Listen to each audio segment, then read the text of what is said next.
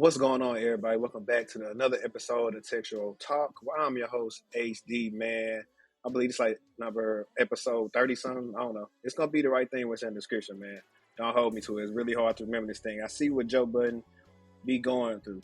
But if you're watching this on YouTube, make sure you subscribe to the channel. Hit the thumbs up button. Share for the YouTube algorithm. If you're listening on Apple Podcasts or Spotify, you know what to do. And also, if you're watching this on Buy Me a Coffee, I appreciate you. I shout out to you, man, because you are really supporting the channel and you're doing it, with your pockets.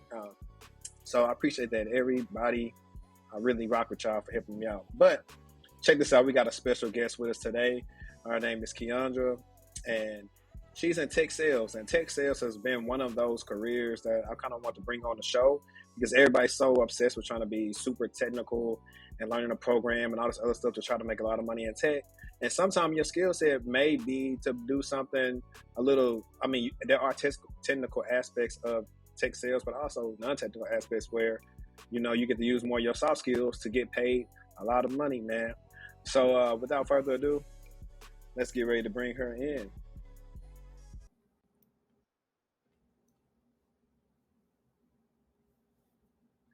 What's going on, Miss Kiandra? Did I say that right? Kiandra. Okay, we got that. Let's give her a round of applause, everybody. I said it wrong, and then I said Kiandra. I meant to ask you that beforehand. No love lost. People call me Henry all the time. But no, it's Henri. Henri. Nice. Yeah. My apologies. It's all good. So, guys, here's our guest right here. And I'm going to let her tell us a little bit of her background as far as this brief, kind of like you was in a small, interview, kind of like when they say, oh, tell me about yourself. So that's kind of what this segment of the podcast is normally about. But okay. So my name's Kiandra. I'm originally from Brooklyn, New York, and I went to school for accounting and finance.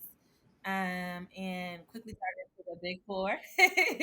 So I started off at Deloitte. I was doing tax for private equity and high net worth individuals. And I just hated it. It was a lot of hours. I just didn't like it. I'm more of a talker. And accounting is not really conducive to talkers, right?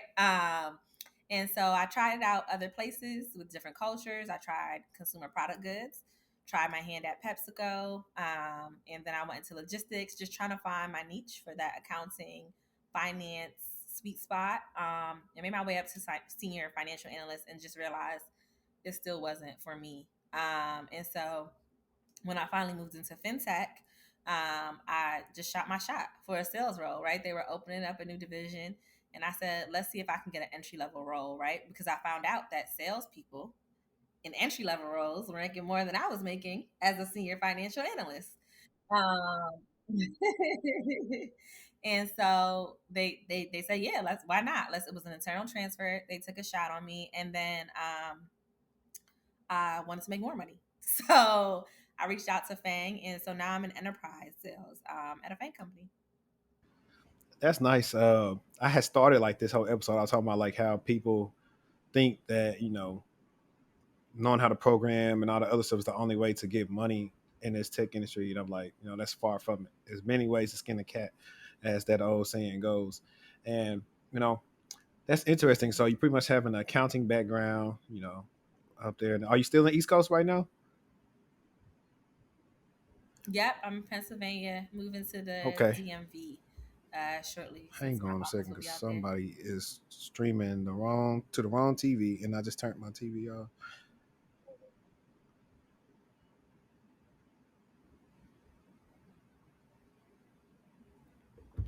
All right, sorry about that. Talk real quick. Okay, cool.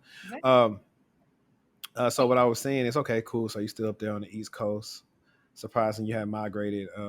I work in fintech right now, actually. It's pretty interesting for the most part. But what I'll say is, you had a background in accounting.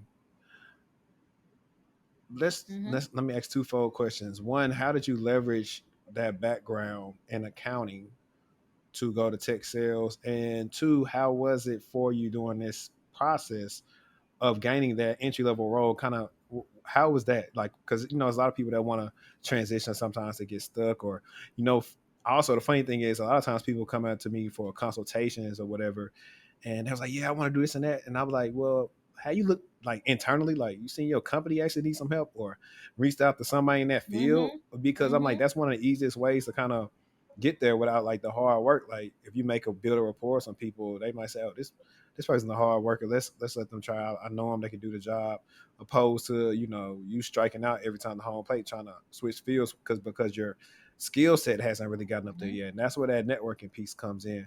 So really, can you tell us a little bit about that?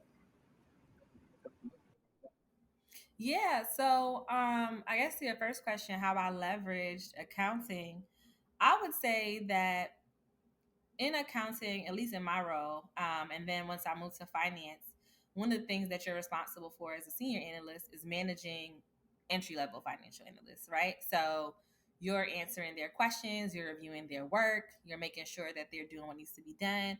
And then you have a lot of different deliverables, right? You want to make sure the financials are intact, you want to make sure that you're attending internal meetings.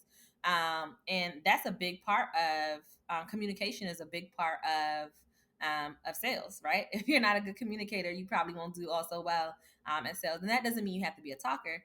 It just has to mean that you're an effective communicator. And so I leverage less of that accounting and finance and more of my senior experience, right? And then the other thing I think is that, you know, with accounting, particularly tax, which is what I started out in, you will never know all of the tax code. It's literally impossible to know all of the tax code because it's ever changing, right? Crypto wasn't a thing when at least not a thing that they were considering much for taxes when I graduated school. Now it's a huge thing, right? And so that's a huge lesson now for those people who are handling taxes on how to navigate that. And very similarly with tech, things are consistently evolving and changing, right? And so trying to express or relay my hunger for knowledge, right? My ability to adapt to change. And so just those experiences that I have, I think I really spoke to those in my interview. Now the process was rough now. When I was in fintech, it wasn't as hard because I had that financial acumen, right? And so I could speak to those products and I could speak to my customers, especially since I was targeting into people who were CFOs and who had more of that financial knowledge and desire to learn about financial products. Now that I'm in Fang, selling the cloud, that has nothing to do with finance. No one actually cares at all what I know about numbers. And you know, I always say I want to go back to and I lied because when I was I'm still studying for the solutions architect right now. But it's a lot. It's a lot. And so my company, fortunately, is really supportive. I had like an onboarding buddy. Um, I have a huge network. We have like a Slack channel for certification prep. But it is a drink like drinking from the fire hose, right? Trying to get that technical acumen. But I think, you know, if you marry what you're already good at, then you can focus on improving one or two areas, you know, gradually. Yeah, you said a lot, especially you said that the drinking from the water hose. It definitely feels like that, and I think that's funny. It's one of the things that I think I don't know if Dayspring made a video on it or me, but or I haven't even did it yet. It's like a lot of people do want to get into tech, but they don't realize like what you do to get in there can't be the thing you do to stay because it's not like other jobs. Like you got to keep on learning, Mm-hmm. and that's why I tell people when they trying to get in, I say make sure there's something you want to do. And of course, I want everybody to get money. I'm not mad whoever you want to get your money, but I'm like, that's just one aspect of it. Yeah, you possibly can get that first job, maybe hold on to it for a year, jump around a while, but then how do you have longevity in your career if you're not really honing any other skills? I was like, you're gonna probably find yourself, maybe either stuck or not with a job. So it's always important. I'm glad that you were talking about, the solution architect, because I actually just did a resume review for a guy who's I think right now he's a project manager. Then I think he also is doing some SOC work or whatever. But he has a solutions architect. I like the combination of what he had. He had a either a project management or a Scrum cert and solutions architect or something, which I had never seen that combo before. So I actually asked him, I was like, what do you Mm-hmm. plan to do? You know, solutions architect, because I'm like, solutions architect not really one of them searches you just take.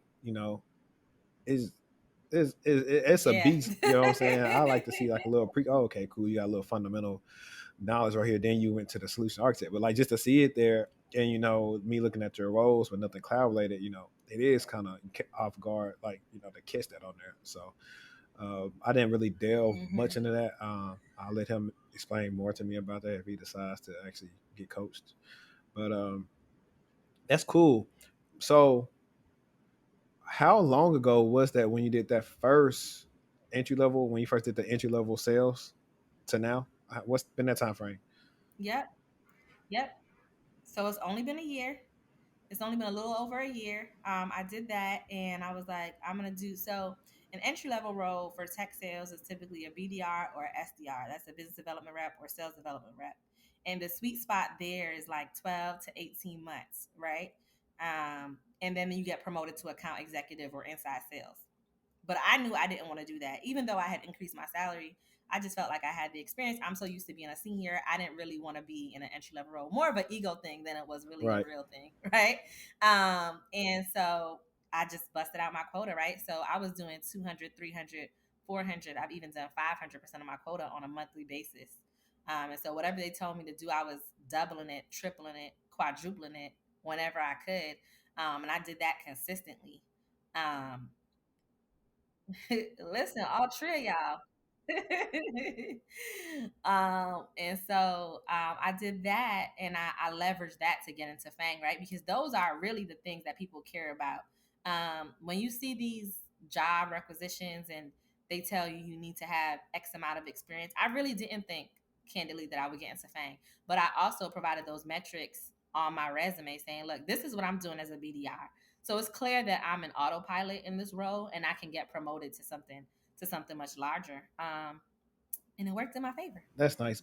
But the good thing is you did what I tell a lot of people to do when I am reviewing resumes while I'm coaching them, or people that just saying, hey, they want to get six figures. You showed your value. That's the biggest thing right there is Mm-hmm. everybody want to get paid and they want to do this and that. But I was like, the company got to value your skill set in order to pay you. So if your skill set don't warrant the money, they're not Yep. going to pay you regardless of how long you've been doing whatever you've been doing.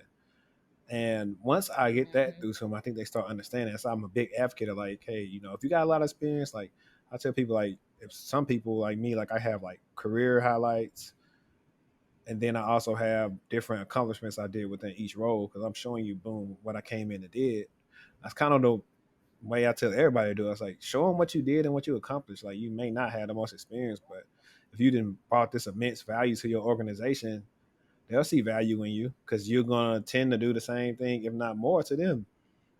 So I like that you said that, and Mm-hmm. we'll go into this as well because well, two things. Also, for somebody like you, it really didn't make sense for you to be staying entry level because you already had transferable skill sets to be past entry level, and Mm-hmm. that's one of those things too where some Mm-hmm. people think that they have to do entry level when if they do it's maybe for a little while but not for long. It's more so just to get some experience of doing whatever you've been doing, and then you could jump around and really get paid because so you can say yes, I exceeded in this role for a year and I met every mark. uh, some people don't necessarily have that and they're just trying to jump up to senior and they don't have the transferable skills or the experience to do it. And that's where they kind of are going wrong. They trying to get Moby Dick, but I'm like, hey man, just go to the little fish pond first, get you a little fish, then you Yeah. yeah, go And ahead. with sales, No, you go ahead. sorry. I was gonna say with sales, no, I wasn't offered a six-figure salary for my first role in sales. But thankfully for sales, you eat what you kill, right? And so my goal was, as particularly with sales, I'm gonna make that six anyway. So with your commission, depending on your company, it may be uncapped. My previous company, it was uncapped, and so I said I'm gonna make that six. That's in my mind. I'm gonna do it, and that's what I'm gonna do. And I was able to do that, right? And so I think a lot of times we get caught up in the I want to get here, I want to make this amount out the gate, right? And that's great. I want everybody to make six figures, right? I'm a big advocate for six figures. It's a good feeling. But also, to your point of providing value, right? I'm not sure how it works for more code coding jobs, but with sales, you can take, if you really believe in what you're able to accomplish, as long as you don't feel like you're being underpaid, right? Undercompensated, take that role that may not give you that six and beat your quota out, and you'll be there, right? You'll be at that six figures, and then your next offer, you'll be able to leverage that for much more. I was able to double my salary after more than double my salary after 6 months, and I was able to do that by just that 6 months of right, that 6 7 months of sacrifice and grinding. um and when you do that, right, it reflects well on you, because I was working with small and medium businesses. That's who I was aligned to. So the deals are a lot smaller. Now I'm in enterprise sales. So my customers have hundreds of millions, if not billions of dollars in capital. And they're signing these huge $1 million, multi-million dollar deals. So my commission is a lot more, right? And you get that because I did that. I showed, you know what? Hey, I'm willing to take this role. I'm willing to get my hands dirty, learning about it. I'm willing to exceed expectations, and then I'm going to leverage that to get to the next thing. And I just want people to know that, because I think, especially with Twitter, everybody's making six figures on Twitter. Let them tell it, right? But in the real world, back in reality,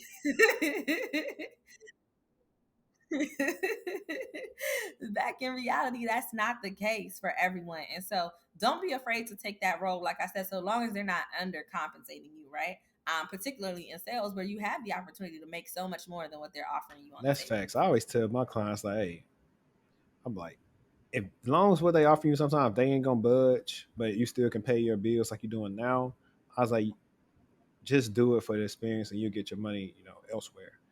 And also, what I want to piggyback on is what you were saying, like coding jobs or whatever. It's, I don't code either. It's really all the same, whether you code, whether you're a project manager, you doing security engineering, stuff with databases. It's really all the same thing. Like whatever you're doing, whatever initiatives that you help driving at the company or whatever, if you're able to show that on your resume, that's how you just show the value. Because I mean, like, you know, even as help desk, like I know my stuff used to say like I provided like level one support for like 50,000 users or whatever. Like, because companies do like to see numbers and what you did, or you Numbers. say, hey, I closed out, I worked 100, high profile incidents and I solved like every one or some crap like that. Anything you really can think of that you can quantify what you did always helps. Because metrics are it really in Mm-hmm. every industry. Like even for us, metrics used to be huge because I had metrics for QA, then we had metrics for how many alerts came in and how many alerts each analyst worked, the time it took them to work it, how many they worked per hour, you name it. They had all that stuff just for upper management to see. So that's my little tidbit of when it comes to kind of proving your value. Try to quantify it. But what I also say, what ask now is as far as sales. So what's the typical, not necessarily like specifics on how much you get paid. I mean, whether you want to share that or not, but more so, what's the typical pay structure like? Is it mostly the same? I know you kind of said it a little bit far as like the commission part, but I guess do most sales at least Mm-hmm. offer like a base salary? Yep. Yep. So I say it varies by company. I will say in tech, you will typically see a base plus a commission, and that's what makes your OTE. So you'll hear that term OTE often, and OTE stands for your on target earnings. So the way they'll set your package up is a certain portion of your income, call it 70%, for example, will be your base, and then 30% will be your commission that you're supposed to receive, pending that you meet your quota monthly or quarterly or biweekly, however their quota is set up, right? And so with that, let's use even numbers, 70,000 and 30,000. That would be your split to make your OTE of 100,000. You get a $70,000 base. 30,000 of that would be commission based on if you meet all, your metrics, and your OTE will be 100,000. Then depending on whether or not your quota is, you're able to, it's uncapped, your commission is uncapped, or they have a cap, you can make more than that. So if your cap is like 1.25% or something like that, then you're only going to be able to make a quarter more than what they offered you. And if it's uncapped, it's uncapped. Two great resources are RepView RAPVUE.com. Another one is CompGouge, CompGauge.com. And both of those provide visibility into companies and salaries offered to people in real time, specifically for tech sales. And the reason why that's so relevant is because when you go on other resources, oftentimes those numbers are way off, like way off. For a BDR, SDR, I say it depends on your location, but if you're in the East Coast like me, you're probably looking at about, for a larger company, 75,000 I'd say is a pretty fair OTE, which will probably be split like a $50,000 base, and then $25,000 commission. I think that's pretty general for like from here to maybe like Atlanta or something like that. And that again is for larger companies. I've seen smaller companies with on target earnings of, a lot lower, like $55,000 to $65,000. And the splits may be different. So some companies have that 70-30 split, some have much larger ones. I've seen companies do a 50-50 split where half of your salary is your base and then the other half is your commission. My first role was, I think, like 90,000 was my OTE. A little under 90, like 87, 800 or something like that. Who knows? And then when you are at larger companies, again, I don't really have experience with smaller companies, so that's why I'm using larger companies. But when you move to an account executive role, most commonly your salary is a 50-50 split.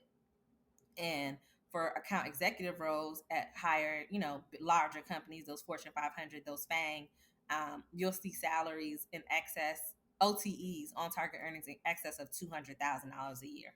So you're looking at a base salary of $100,000, and then your commission should be another $100,000. If you're working at a really large company, it could be up to 240, 250. Also, other factors that impact that is what you're aligned to, right? So if you're doing small and medium businesses, your on target earnings may be like 198,000 versus if you're doing enterprise, you might get like 230 or 40,000 because your deals are much larger. And then of course you have the opportunity to do more. So if you look on those websites, you see there are people who have had like a killer year who have done all 7 figures, W-2 employees. You see people who do 700, 600, 500,000 a year because they've had a really, really life-changing big deal, right? Like they've locked in a really huge deal and they were able to make a killer commission off of it. And it's not unheard of. I mean, it's not an every year thing, so I don't want to give nobody no fake story, but it's definitely possible that you see people get these really, really crazy deals. So you're thinking of something like Zoom. I mean, I'll have to check that, but I assume the people who were at Zoom right before COVID that did tech sales went crazy, right? Everybody Their who didn't stock have went Zoom crazy. implemented probably So was I like, know everything went crazy. yeah, yeah. So imagine the kind of deals those salespeople were closing. A lot of them probably did have a killer year, right? Um, Probably not seeing that now because most people have adapted, and there's competition, and the need has slowed as we're moving back into that hybrid model. But it's definitely possible to have those 7 figures or high 6-figure years. But I certainly say in large companies you're looking anywhere between 75,000 for a business development rep to an account executive where you're seeing 200 and something thousand or high 100,000s on target earnings. Man, appreciate that. That was an excellent breakdown. Like, so if anybody's really wondering like how that structure goes, uh, you got it. I remember when I was back in the office at my old company, sales guys was always in there having fun, playing ping pong. I'm out eating, they, using the company card to pay for my food and stuff. Because, the thing is, what a lot of people don't know is sales is a lot of times how we making money and how we getting our bonus. Because a lot of our companies' bonuses are normally structured on how good they doing revenue. So if we ain't doing good in revenue and all these other performance things, then we may not get the bonus that we supposed to look. So shout out to sales. That's why, people don't really give sales enough credit, because I'm like, without sales, the ship don't really. Yeah. No, go ahead. Sorry. I was gonna say, and salespeople get other benefits outside of the salary. So if you're in like a field seller, which is a little bit more of an experienced role, but you have that corporate card and you're able to take out those C-level executives to dinner and wine Mm-hmm. and dine them or basketball games. And then you're traveling and do those demos. So you get those flights, you get those car rentals, all these miles, all these points, right? You're attaching it to your, Delta or American Airlines or whatever your preferred method of travel is, right? And you can use that for your own. That's another wealth hack, right? You use that for yourself when you want to go away. You cash out them 200 Facts. points you done accumulated doing those demos. So it's Oh, nice. so I what you love basically sales. telling us, you know what I'm saying, you got the points and you waiting to use them. Well, I unfortunately started sales when everything was locked down. So I have not been able to travel anywhere, but I'm hoping that, we're getting back there. It seems like COVID Jenkins is trying to leave. So Hold on, what did hopefully you by say? next year COVID I'll what? be on a flight somewhere. Why is it COVID Jenkins? Jenkins. I just felt COVID needed a last I name. don't know. Jenkins. We need another last name. I don't know. Jenkins is something that's always coming around. Like COVID Leroy or something like that. Everybody know Mm-hmm. Leroy. Um, Mm-hmm. COVID Junebug. Leroy is valid. I like COVID Leroy. Everybody. COVID Junebug. But that's the thing. That's what I'm Junebug don't saying. ever I don't go see COVID away. ever going away. I I think want COVID to be I out of think it's here. gonna COVID's be gotta like go. another thing, like we got the flu and everything else, or they might just have it a different way of flu Like because an endemic. eventually our bodies will Mm-hmm. adapt and fight against it more and more. Just like kid, I don't know the last time I seen a kid. I know I had it back in what Mama said. I sound like Bobby Boucher, but 92, 93, that I had chicken pox. I haven't seen a kid in years with chicken pox. Yo, that's true. I have not seen ringworms either. I haven't seen those in a while I've either. seen ringworms, but they're rare. But they must have happened little kids, daycares, maybe parents who not taking care of their kids as Uh-huh. much. It normally happens like that. But yeah, I don't see it go away. Every time I take like the girls to the doctor or I go to the doctor and we talk about it, we always say we just don't see it going away. Like, that's why I'm just like, they gotta stop treating it like, I don't know. Like that's one of the things, like eventually I'm supposed to go into the office, which probably won't be till like August because I gotta get the booster to be fully vaxxed. So people, you really like, you're supposed to test yourself like if you come in 3 days a week, like twice a week, but you can really just say you ain't got it. I know for a fact a lot of people ain't doing no testing. I don't blame them. Like, fam, if I gotta come to work and test myself, what's the point? Just let me stay at home. Nothing I do at work I can't do from home. Mm-hmm. That was one of the tweets I made one time about like Yeah. most of like a lot of old people still run these companies. More people be in the office, man. I'm like, people don't be washing their hands. Even when Mm-hmm. it won a pandemic, people was getting sick. It's so nasty.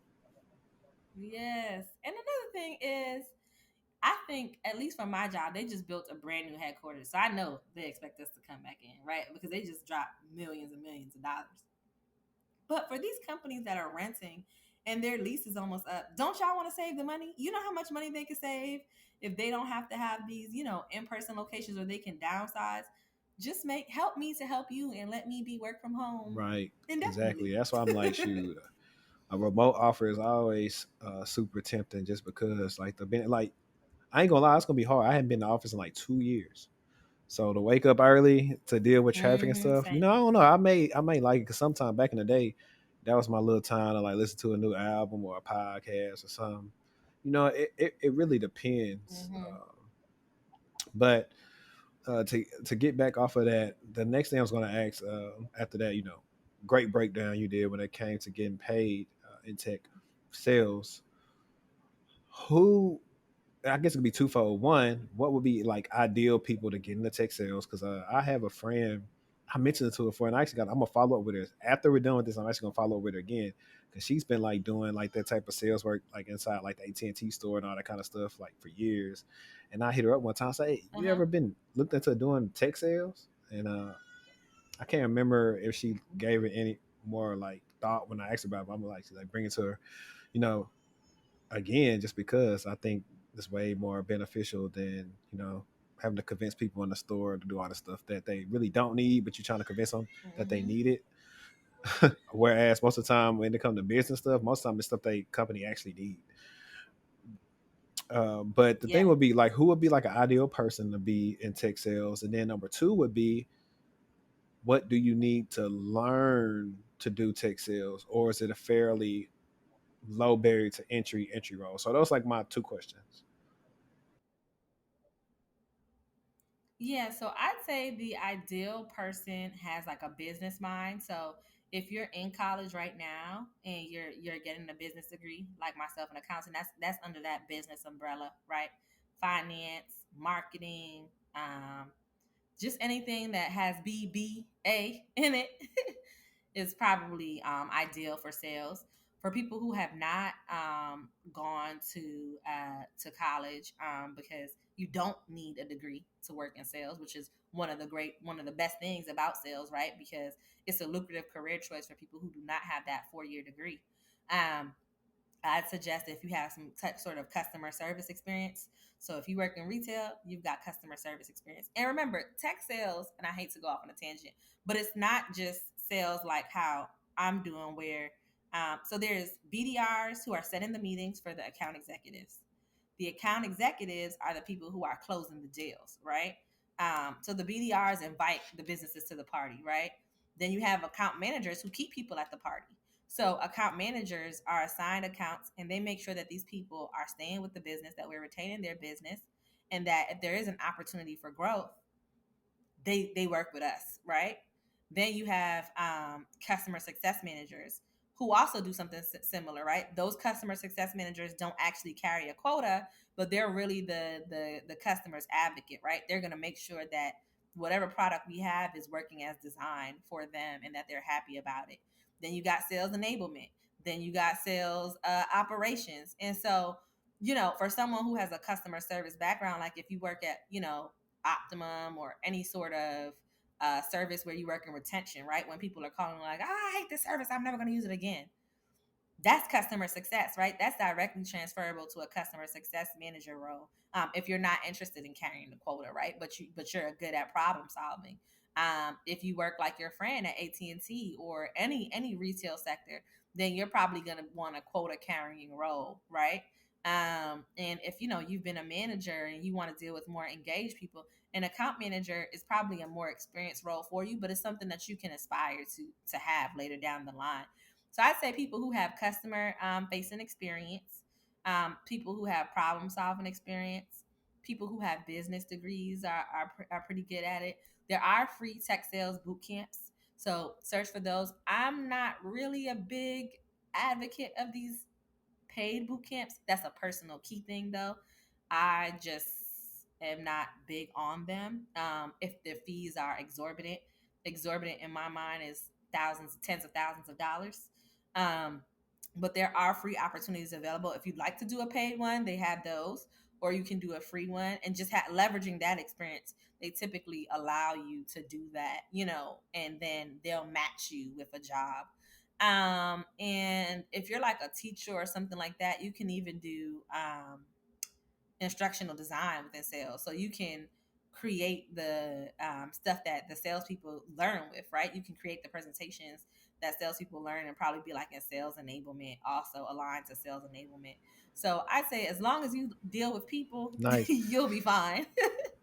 um, and then your second question was, is it what do you need to know how to do for tech sales, or is it a very low barrier to entry? I say, in my experience, a lot of the people are in sales have fell into it, right? If they're like, around our age, so 20s, 30s, those people have fallen into sales. Like someone told them like, yo, you need to get into sales, and they've kind of jumped in. And so I say a lot of sales is probably networking your way in, finding somebody who's already in that sales department, and expressing your interest in sales and seeing if they can pull you in. Because most people, I mean, when's the last time you heard somebody, what do you want to be when you grow up? Oh, I want to go be in sales. Like, it's just not really a thing. And so for the most part, it's like a networking thing. And it's because I think sales, candidly speaking, is a gate kept career choice because it's lucrative, it's competitive, right? And so people don't necessarily want to talk about how you can make all this money with no technical knowledge and stuff like that. And I also say you have to have tough skin. That is the one thing that I say is non-negotiable if you want a quota carrying role, because it's not every day you're going to close a deal. It's not every day people are going to want to talk to you. it's not every day people are going to be nice to you. Sometimes they're going to call somebody 15 times and they'll say, yeah, we'll do the meet and we'll close the contract, and they ghost you, right?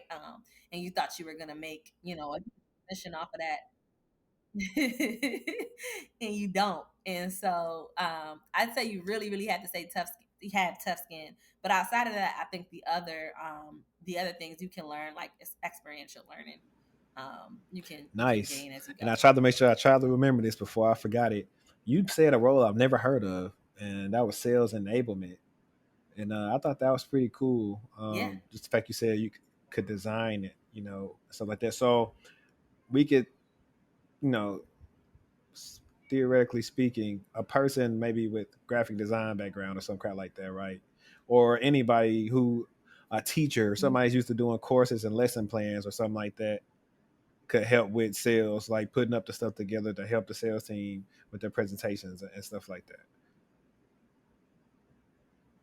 Yeah, so sales enablement is making sure that salespeople have all they do. They're enabling, right, salespeople to carry out their role effectively. So instructional design is something that is just across the company. You can do instructional design and not even be aligned to Right. sales, right? You're just creating the PowerPoints and presentations that'll keep the employees engaged and wanting to, learn more about how they can effectively operate in their role. But for sales enablement, they also do create presentations for us on objection handling, on talk tracks, on touch points and stuff like that. Then you can leverage that to say, hey, I don't necessarily have the sales experience, but I'm really good at teaching people how to do stuff well. And that's really what sales enablement does. They provide us with the tools that we need to do well at our job. It's more than, the presentations. They make sure we have the proper software and stuff like that. But don't teachers do the same thing? They make sure we have the right books. They make sure that we, students have the right supplies. They make these supply lists to make sure that, you have the pens you need and the Clorox you need when you're in class. And so it's transferable, and you just have to know how to leverage your experience to get your foot in the door. Nice, nice. I appreciate you breaking that down for us, because that would be something else. Like when people come to me a lot of times, I just look at their stuff. I was like, you might be good at doing this. Like you ain't got to go this route because you probably was on Twitter and you saw somebody say they make all this money doing this. Like you might be better off doing this. But so I really appreciate that. So let's have a little fun. What's like your what's our first, like what's your worst interaction with a customer? Since you mentioned like tough skin, like I guess like, or not even necessarily worst. We could probably use the word interesting, like most interesting scenario that you've been a part of, like since doing sales, without revealing too much. One lady Yeah, one lady threatened me with the FBI. So, in sales, you've got two types of leads. You've got and I'm generalizing, right? So it's a little bit deeper. It's an umbrella, I'd say. Two type of umbrellas, right? You've got your cold leads. Those are the people who have really not expressed interest in your product. They may have not even had any interaction with your business ever, the business that you're working for, but you want to try to penetrate that market. So you're reaching out to them for the first time, like, hey, this is what we got. And then you got the warm leads, and those are the people who may have explicitly expressed interest or who have done business with you in the past or whatever. But there's some rapport or relationship there. They might have checked the website or attended an event or something like that. So at my prior company, this woman had been someone who was using our product that we were, sunsetting, or for people who aren't familiar with the term sunsetting, we were getting rid of that product to replace it with something else. And so that's supposed to be a pretty warm lead, right? Because we have that rapport between us and that business. And so I reached out. Typically you send emails as the first touch point to kind of introduce yourself. Hey, I'm Kiandra. I work for X company. Wanted to reach out to introduce you to blah, blah, blah, blah, blah, blah, blah. And of course, if that's a no-go, you pick up the phone and give them a call. So I gave her a call, no response. Sent a follow-up email, called her again, no response. Finally, I got her on the phone. So I'm telling her, hey, not sure if you've been able to review my email. My name's Kiandra. Wanted to let you know that you qualify, for a free upgrade to our newer product because we're sunsetting the previous product. And you should have gotten some communications from both myself and from the company at large notifying you of this. And she was like, yeah. Well, I'm busy right now. Call me back in 2 weeks.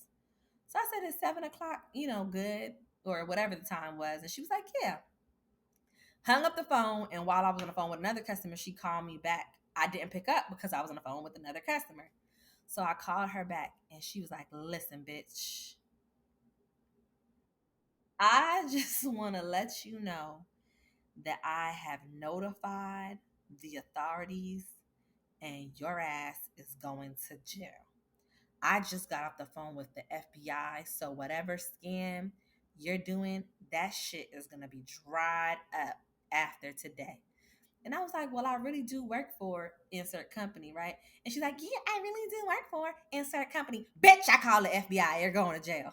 And I was like, all right, well, please feel free to call the company. You have access to their number and go ahead and, share your concerns with them, and hung up the phone. And that was really weird because, ain't no much a bitch calling me outside of the 9 to 5. But Yeah. of course I had to eat it. And it was so weird her threatening with the FBI because I'm like, if you thought it was a scam, why didn't you just call the company and say, hey, Kiandra just called me saying this. Does this person work here? Is this really a thing? You, uh, But instead, she tried to make me think that in 3 minutes hold she on, got the hold on. FBI Do I need to ask, or involved. do we already know? No, So this was a person. she was us. Yeah, She was man, they us. gotta chill out because I mean, honestly, I'm gonna Yeah. just be on some like maybe she feel like you know, and I'm gonna say this is what I perceive about this particular woman. I think she judged you based off your name and want to feel like you Mm-hmm. couldn't do sales at the company you was working at, and that you had to be lying.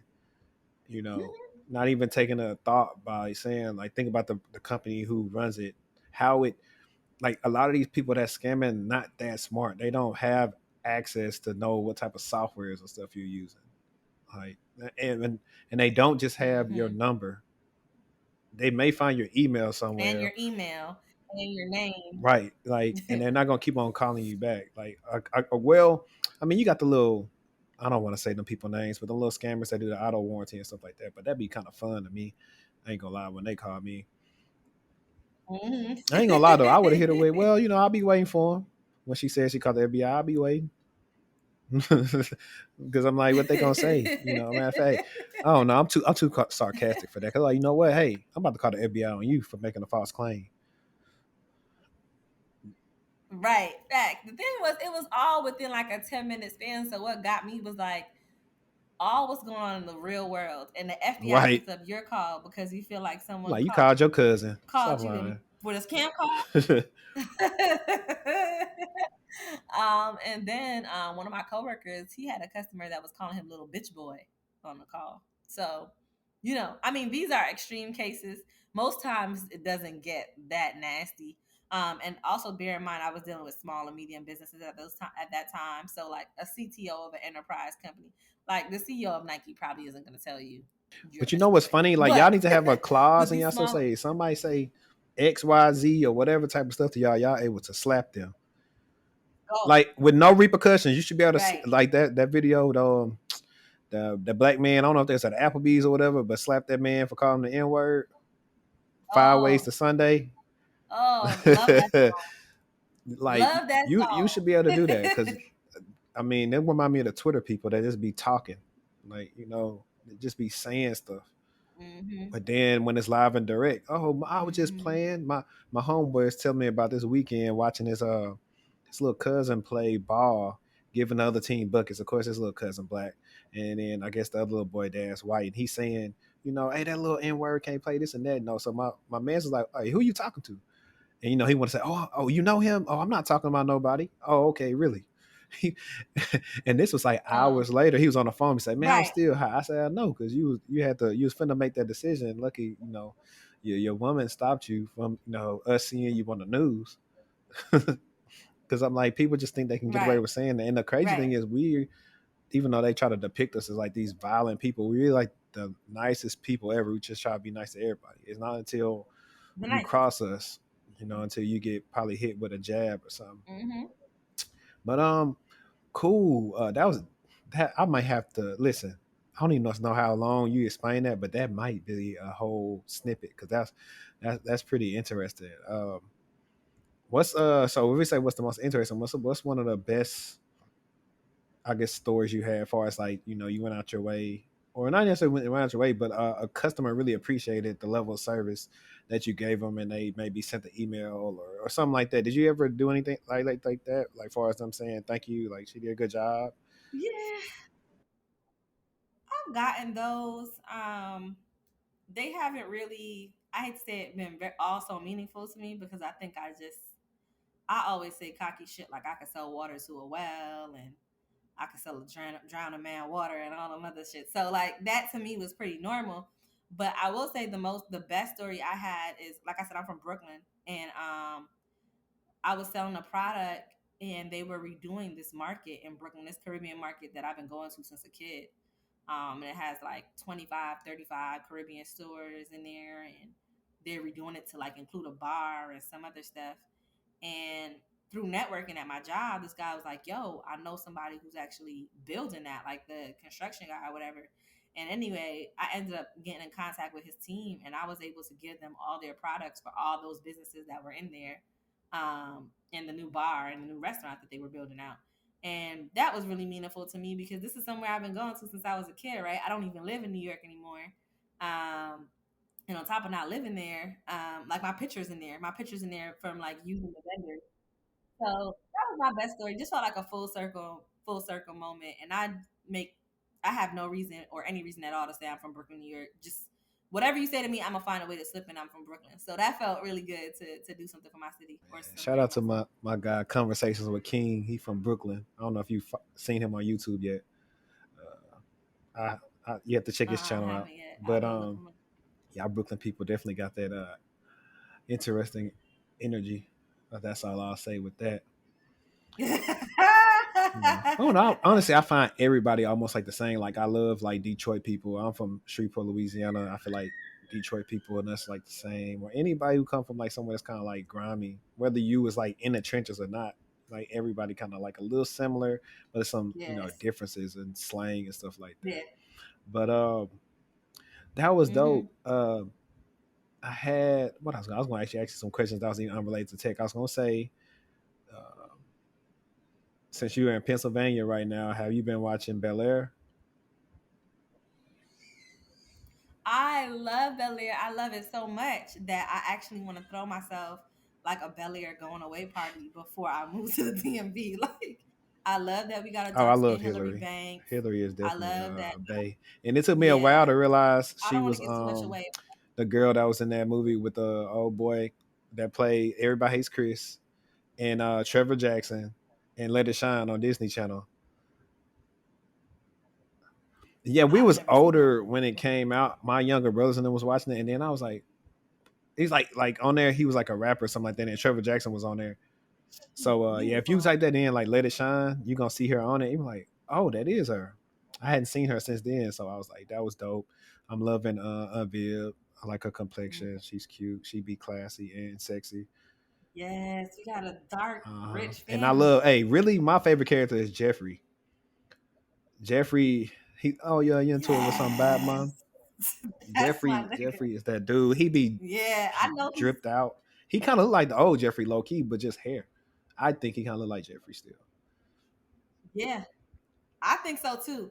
I'm excited to see the backstory between him and Uncle Phil because there has to be one, right? So I'm excited to find out how that I connection think came it's to more be. so of a thing where Uncle Phil's highly connected now, and he has a lot of friends to where they connect them with what you need based on where you stay.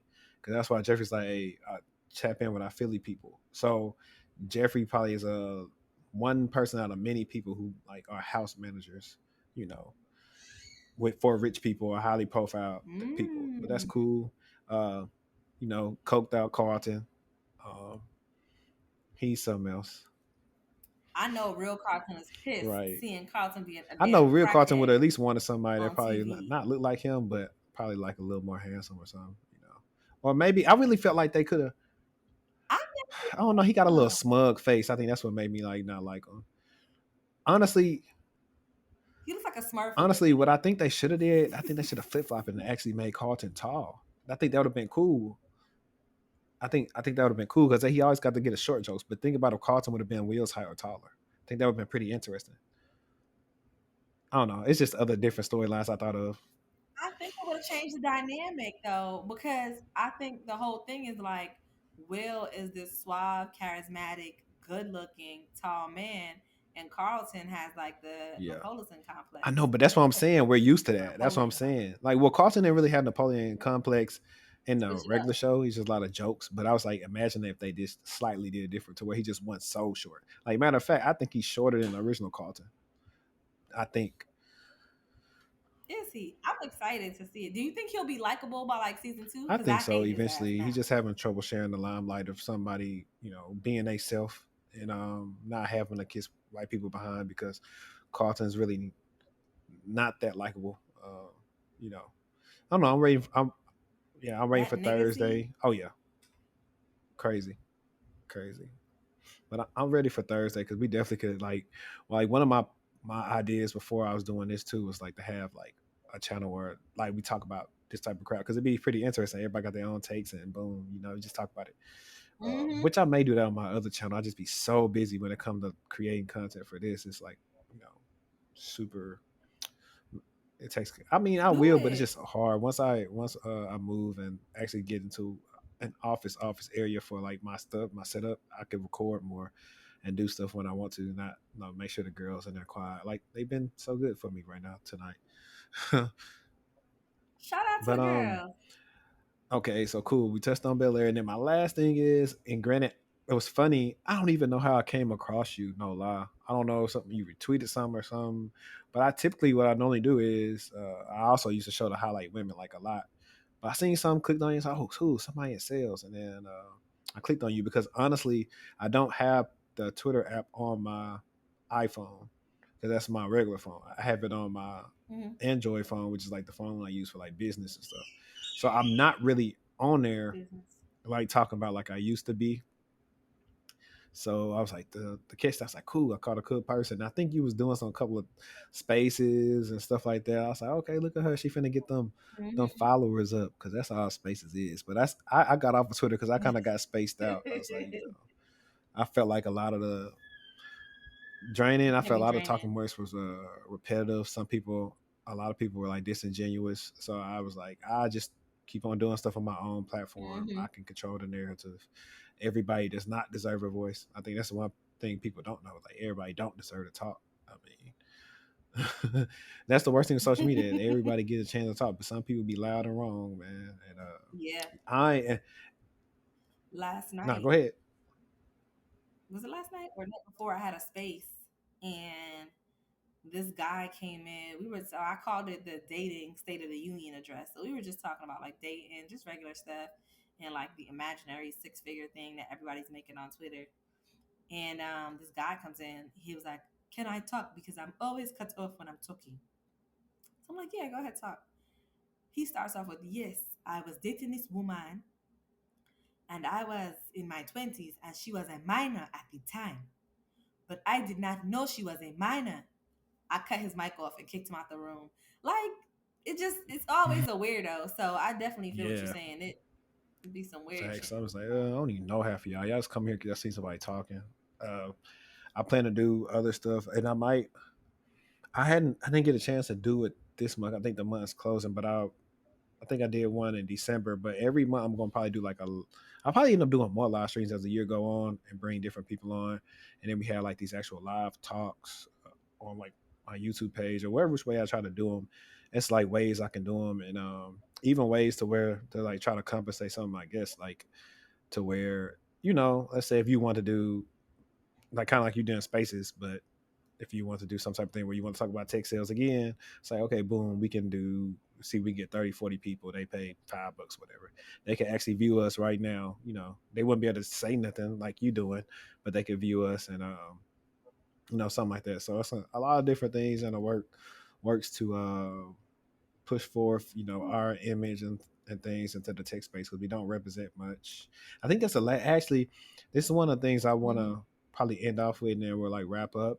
But and granted, I don't know, you've probably been remote for a while, but how many? Well, we'll go first. How many like women, black women, So you're the only one on the team? I'm not the only one on my team now, but in my previous team, this might give a weird where I used to work, but oh well. My the VP of sales was a black woman, a white passing black woman though, which I think impacts a lot. That's a personal opinion though, so y'all don't Big fight me because I Lotto. know how y'all like to tussle. And then underneath her, all white man leading the team, and just kind of white straight down, and then maybe a sprinkle of like maybe 5 black people on the team, but none in managerial roles, just individual contributors. And not even on like the higher teams, right? So enterprise is perceived to be one of the highest teams. So I think there's a huge lack of diversity in tech sales. I think one of the reasons for that is because, like I said, it's gate kept, and people invite their. Well, I'm gonna just speak candidly because it seems like this is a candid podcast. It's a lot of older white rich men, and they invite their white rich men friends sons to come and work for them, right? And so that's how you keep us out, because it's a lot of word of mouth type of thing for sales. So I really, really am a huge advocate of getting that information out there. At my new company, there are a lot more black people. I'm actually shocked at how many black people there are. But I think when I looked at my company's list, it's like maybe 6% of the whole company is black. So that's still a very small number. Especially how much we But yeah, spend if you and do ever want, contribute to like all these companies, we buy so much as a people. man, unreal. Yeah, I spent a lot of money with my company. That I can tell you for sure, for sure, for sure. Like all y'all money. And so, yeah, I would love to come back again if you ever want me to. Please make sure my hair is done, though. Please make sure I remember to have my hair Yeah, done. I'm probably gonna do a thing. Well, with my invite, I didn't want it to be like super. Like I'm trying to say, like you coming to a wedding, like I'm telling you, oh, you need to do this, this, and this, and this. I ain't big time yet. I'm just small. Because one of my goals for this one day is like, You big I time. mean, I've been said like, I didn't call myself like I'm gonna be like the Joe Budden pod of like tech podcast, because I see everybody doing them now, which is cool. I think I'm the only one doing mine as unique as I do. I don't really go live a lot. I bring a little bit of different sauce to it. I think I'm friends with a lot of people that do it, but I think I don't want to say necessarily better than them, but I think I pay attention to more podcast type things than they do. So that's why I feel like I'm the best. But one day I plan to like do this thing like, well, eventually maybe shoot, if I'm getting sponsored enough to where I can just fly people out, like, no lie, boom, this hotel, kind of like a little bit like what you see with Millionaire Mindsets. But I would love to actually like do some like live stuff. Love Yeah, Xavier so and that would love be them. dope, because I think that makes it even more better, different camera angles, all that different fun stuff that people see, like 3-5 years, y'all will see it. This is only what, going on year 2. 1-2 years. I'm Oh, definitely no, not no, no, saying 3 to definitely. 5 years. 1-2 years. I think Yeah, we'll yeah, see. definitely. But yeah, I mean, definitely. I mean, a lot of times I be want to tell people, hey, like low key, because I've scheduled these stuff. Ours happen just to be scheduled pretty fast, but a lot of my stuff that I did, like I have episodes that's like on backlog right now that I'm gonna drop. Like I'm getting ready to probably drop, but I'm gonna start doing is dropping them like on Buy Me a Coffee, like on a Wednesday. So if people want to support that way, they can watch them ad free. Then they could just come to YouTube on Friday or whatever, and they can watch them if they want to. But I'm gonna tell people like, hey, if you need help buying lights or mic or whatever, let me know. Because that's why my last episode was audio only, because they had bad lighting and they didn't like how they looked. And I kind of seen it too. I was kind of like, yeah, they probably ain't gonna like this. Same. I think your lighting a little bit better than hers. Gosh, it don't matter. It's how I look. I'll test. But it's okay. I'm not gonna No, no, stop no. your We'll shine. test it out. I'm We'll not test it gonna. out. If not, I think the audio did pretty good. So I mean, if this have to be, audio only, and then we have to do it again, we just come back on a live stream. Who knows? But hang on real quick. Okay, but don't let me stress you out now. I'll be all right. I got. Oh no, I never stress. I mean, I look at the glass half empty, because I've been wanting to grow that audio audience. Like everybody come to YouTube to watch the podcast, but I'm like, y'all all know y'all can listen to it too. So that was a perfect way to get people to go directly to my website. Well, listen, you'll be again Yeah, there. we'll see how you feeling by the time it drop, because this probably won't drop until like maybe like April, honestly. So, because Okay. I got like 3 or 4 episodes, or however many that's already shot. That's gonna be dropped like next week, the week after that, and so on. So, well, one this week. So, Yeah. I don't know, who knows, but really appreciate having you on the podcast today. Can you tell everyone where they could follow you at on social media? For having me. Yes, you can find me on Twitter. I think is there an underscore? Yikes. I know it's Kisita, Kicita Dior. And I do not have an underscore, so it's at Kisita, Kicita Dior, Dior. Oh. I'm always running my mouth in spaces, so see y'all there. She definitely is. And y'all already know how y'all can check out this episode and all episodes. Go to the TechTualTalk.com. Check me out on YouTube at Textual Chatter. Check me out on Twitter, Textual Chatter, and Instagram, Textual Consultant. But like always, let's get textual.